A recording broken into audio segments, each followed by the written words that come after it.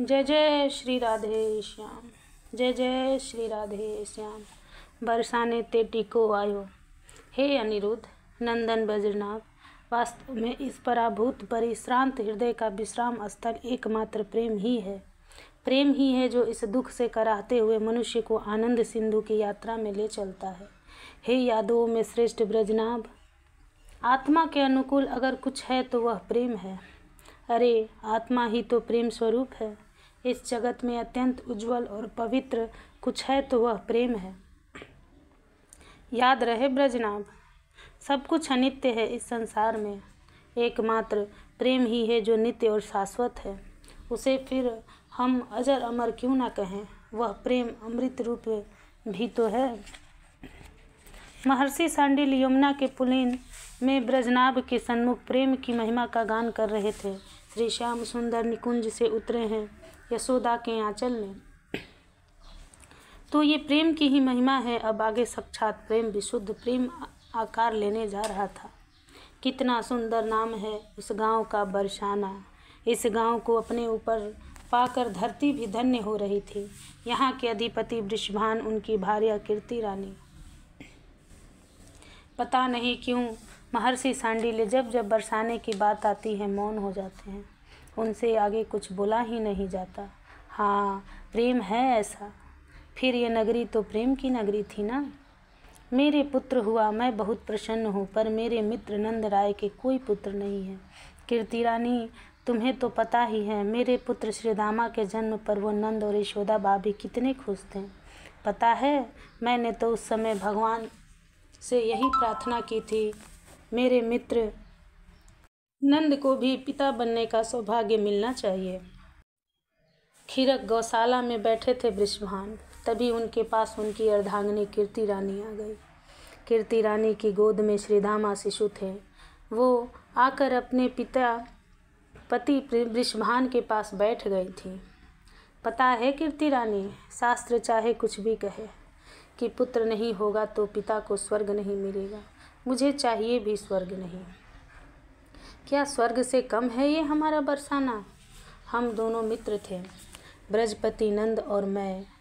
बड़े हैं मुझसे नंद राय, पर हमारी मित्रता बहुत पक्की रही।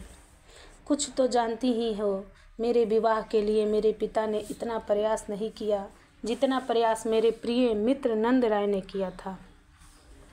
तब जाकर तुम जैसी सुंदर सुशील भार्या मिली। मुझे पुत्र नहीं चाहिए, मैं तो स्पष्ट ही कहता था, पर मेरे मित्र नंद को पुत्र की ही कामना थी। मैं कहता भी था कि मेरे पुत्र जो मुझे होने वाले हों विधाता तुम्हें दे दे, पर मुझे तो कन्या ही चाहिए, सुंदर प्यारी कन्या जो रुनझुन करती हुई इस आंगन में डोले, बाबा बाबा कहते हुए मेरे हिये से लग जाए। मैं जब खीरक से लौटूं अपने महल में तो बाबा लो जल पियो, अब मुझे जल पिलाए, तब मैं उस प्यारी अपनी लाडली को हृदय से लगा लूँ। शास्त्र कहते हैं पिंडदान पुत्र के ही हाथों पितरियों को प्राप्त होता है, पर कीर्ति रानी पितृलोक में जाएगा कौन? हम तो फिर इसी ब्रज में आएंगे और ब्रज में बरसाने में ना मिले हमें पितृलोक में पिंड, हमें नहीं चाहिए। अरे अर्यमा पितृलोक के राजा भी तरसते होंगे इस बरसाने में जन्म के लिए। मुझे तो पुत्री की ही लालसा है। कीर्ति रानी के गोद में खेल रहे शिशु श्रीदामा के कपोल को छूते हुए वृषभान ने कहा था। और हाँ, जब श्रीदामा का जन्म हुआ था ना, तब मैंने कहा भी था मित्र नंद से, मेरे पुत्र को ले जाओ, क्योंकि मेरे यहाँ तो अब पुत्री का जन्म होने वाला है। तुम्हारी भाभी भी गर्भवती हैं। उसी समय ये शुभ समाचार दिया था मुझे नंद ने। तुम्हें तो पता ही है न कीर्ति? हाँ, मुझे पता है। मैंने उन भोली ब्रजरानी यशोदा भाभी को छेड़ा भी था। कितना शर्मा रही थी। तुम्हें पता नहीं है कीर्ति, जब विदा करने बाहर तक आया था तो मित्र नंद और भाभी ब्रजरानी को मैंने मित्र नंद को गले लगाते हुए कहा था, अब मेरी पुत्री होगी, आपके पुत्र। तिहारे मुख में माखन का लौंदा उन्मुक्त हंसते हुए नंद राय ने मुझे कहा था। और पता है मैंने एक वचन भी दे दिया है मित्र को। चौंक गई थी कीर्ति रानी। क्या वचन दिया है आपने?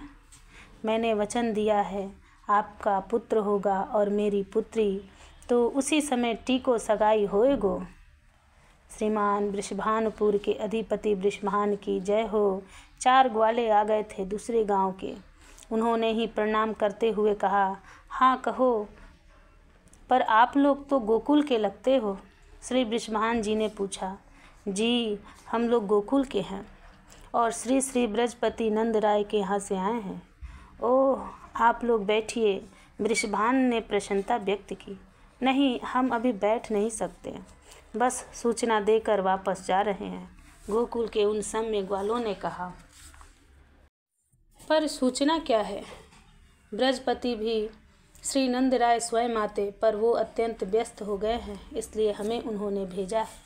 ऐसा क्या हुआ जिसके कारण व्यस्त हो गए हैं ब्रजराज? उनके पुत्र हुआ है, गोकुल के ग्वालों ने बताया। जैसे ही ये सुना वृषभान ने, उनके आनंद का तो कोई ठिकाना ही नहीं रहा था।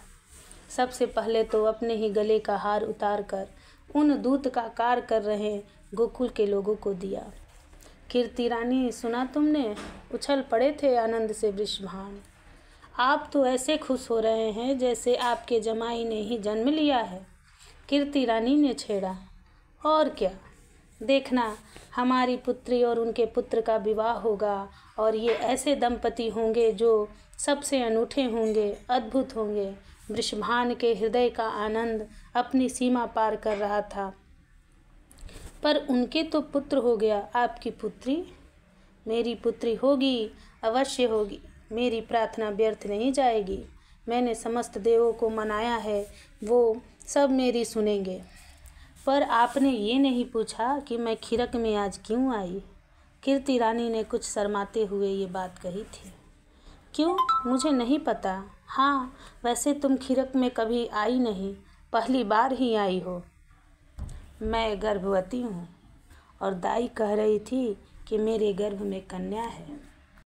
ओह, इतना सुनते ही गोद में उठा लिया था वृषभान ने कीर्ति रानी को और घुमाने लगे थे। उनके नेत्रों से आनंद अश्रु बह चले थे। गोद में शिशु श्रीदामा भी मुस्कुरा रहे थे। वो भी सोच रहे थे, चलो मेरा सखा या बहनोई आ गया, अब मेरी बहन श्री किशोरी भी आने वाली है। अरे क्या देख रहे हो, जाओ पूरे बरसाने में ये बात फैला दो कि हम सब टीका लेकर जा रहे हैं गोकुल। वृषभान ने आनंद की अतिरेकता में ये बात कही। टीका लेकर यानी सगाई? गांव वालों ने पूछना शुरू किया। हाँ, अभी से मैं कह रहा हूँ, नंदराय के पुत्र हुआ है, अब मेरी पुत्री होगी, ये पक्का है, इसलिए टीका ले अभी ही जाना चाहिए हमारी तरफ से। हम लड़की वाले हैं, वृषभान के आनंद की कोई था नहीं है आज। हाँ, सब सजो, सब बरसाने की सखियाँ सजे और टीका लेकर हम सब बरसाने से नाचते गाते हुए गोकुल में चले। पूरे बरसाने में बात फैला दी गई। सुंदर से सुंदर श्रृंगार किया सखियों ने। हे ब्रजनाभ, बरसाने की सखियाँ तो वैसे ही स्वर्ग की अप्सराओं को अपनी सुंदरता से चिढ़ाती रहती थी, पर आज जब सजने की बारी आई और स्वयं उनके महीपति वृषभान ने आज्ञा दी, तब तो उर्वशी और मेनका भी इनकी दासी लग रही थी। हाथों में स्वर्ण की थाल सजाए, मोतियों की सुंदरतम पच्चीकरण, चूनर ओढ़े, घेरदार लहंगा पहने और नाचते गाते हुए सब चली गोकुल की ओर। कीर्ति रानी नहीं जा पाई क्योंकि वो गर्भवती थी, पर बरसाने के अधिपति वृषभान सुंदर पगड़ी बांधे, चांदी की छड़ी लिए आगे आगे चल रहे थे। हे ब्रजनाभ, आनंद का ज्वार ही मानो उमड़ा गोकुल में। ब्रजपति नंद के द्वारे कौन नहीं खड़ा था आज? मैं देख रहा था, सबको देवता भी ग्वाल बाल बनकर घूम रहे थे। देवियों ने रूप धारण किया था गोपियों का, पर कहाँ गोपियों का प्रेम पूर्ण सौंदर्य और कहाँ ये देवियाँ। प्रकृति आनंदित थी, सब आनंदित थे, चारों दिशाएं प्रसन्न थीं, पर मैंने देखा ब्रजपति का ध्यान तो अपने मित्र वृषभान की ओर ही था।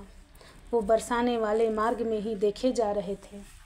मैंने उनसे पूछा भी, क्या देख रहे हो ब्रजपति उस तरफ? पता नहीं मित्र वृषभान अभी तक क्यों नहीं आए। आएंगे, उनके आए बिना सब कुछ अधूरा है, क्योंकि इस अवतार को पूर्णता तो उन्हीं से मिलेगी ना। क्या मतलब गुरुदेव? मैं समझा नहीं। नहीं, कुछ नहीं बृहस्पति नंद। तभी सामने से रज उड़ती हुई दिखाई दी। आवाज़ आ रही थी बड़ी सुंदर और प्रेमपूर्ण। हजारों बरसाने की गोपियाँ एक साथ गाती हुई चली आ रही थी। बृहस्पति देखिए, आ गए आपके प्रिय मित्र वृषभान, और लगता है पूरे बरसाने को ही ले आए हैं। मैंने हंसते हुए बृहस्पति को बताया था। एक ही रंग के सबके वस्त्र थे, पीले पीले वस्त्र। 16 श्रृंगार पूरा था उन सब सखियों का। उनका गायन ऐसा लग रहा था जैसे सरस्वती की वीणा झंकृत हो रही हो। आहा, बधाई हो मित्र, बधाई हो। दूर से ही दौड़ पड़े थे बरसाने के अधिपति वृषभान। इधर से बृहस्पति दौड़े। हे वज्रनाभ, मैं उस समय भूल गया कि मैं तो इनका पुरोहित हूँ, गुरु हूँ। पर हंसते हुए बोले महर्षि सांडिल्य, मैं इस लाभ से वंचित नहीं होना चाहता था। ये दोनों इतने महान थे कि एक की गोद में ब्रह्मा खेलने वाला था और एक की गोद में लादनी शक्ति खेलने वाली थी। दोनों गले मिले। मैंने देखा तो मेरी भी पद वंदना की वृषभान ने। फिर हाथ जोड़ते हुए बोले, आज गुरुदेव को मेरी एक सहायता करनी पड़ेगी। मैं क्या कर सकता हूँ? मैंने हंसते हुए पूछा। आपको आज हमारे संबंध को और प्रगाढ़ बनाना होगा। पुण्य श्लोक वृषभान मैं समझा नहीं। गुरुदेव, आप ही ये कार्य कीजिए, हम दोनों को समधी बना दीजिए, वृषभान ने हाथ जोड़कर कहा। हंसे बृहस्पति नंद, खूब हंसे। मैं भी हंसा। बृहस्पति ने हंसते हुए कहा, पर आपकी पुत्री कहाँ है? आपकी भाभी गर्भवती है और लक्षणों से स्पष्ट है कि गर्भ में पुत्री ही आई है। चहकते हुए ये बात वृषभान कह रहे थे। मैं गंभीर हो गया।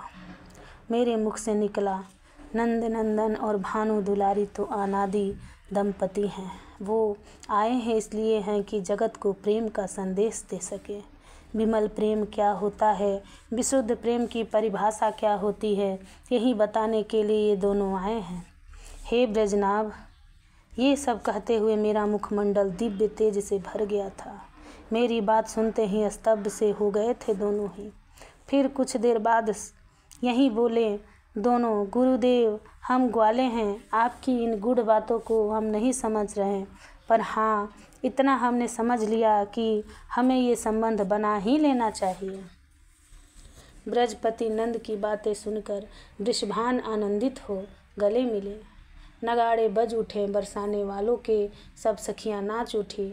अबीर गुलाल ये सब आकाश में उड़ने लगे और बरसाने वाली सब सखियां गा रही थीं। नंद महल में लाला जायो, बरसाने तेटी को आयो। हे वज्रनाभ, मैं इतना आनंदित था जिसका मैं वर्णन कर ही नहीं सकता।